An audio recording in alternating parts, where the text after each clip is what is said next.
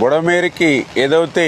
ఇటు లెఫ్ట్ బండి మీద 3 ఏదైతే బ్రీచెస్ 200 మీటర్ల పైబడి ఏదైతే పడ్డాయో, అదేవిధంగా అటు రైట్ బండి మీద 7 బ్రీచెస్ ఏదైతే పడ్డాయో, అదేవిధంగా ఏదైతే పులివాగు దగ్గర 3 బ్రీచెస్ ఏదైతే పడ్డాయో, మరి వెంటనే అందులో కూడా ప్రత్యేకించి ఈ లెఫ్ట్ బండి మీద ఉన్నటువంటి ఆ 200 మీటర్ల 3 బ్రీచెస్ని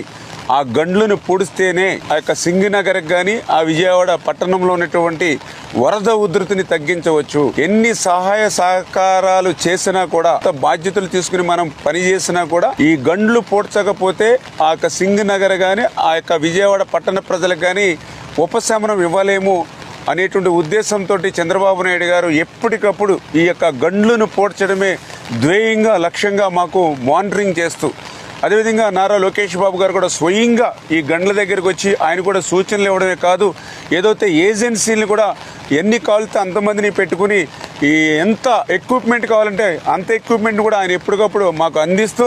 ప్రతి 1 అవర్ కూడా క్లోజ్ మానిటరింగ్ చేస్తూ ఉన్నారు. అందుకే ఈరోజు ఎంత వర్షం వచ్చినా గాలి వచ్చినా కూడా దాన్ని కూడా మేము తట్టుకుని ఎదుర్కొని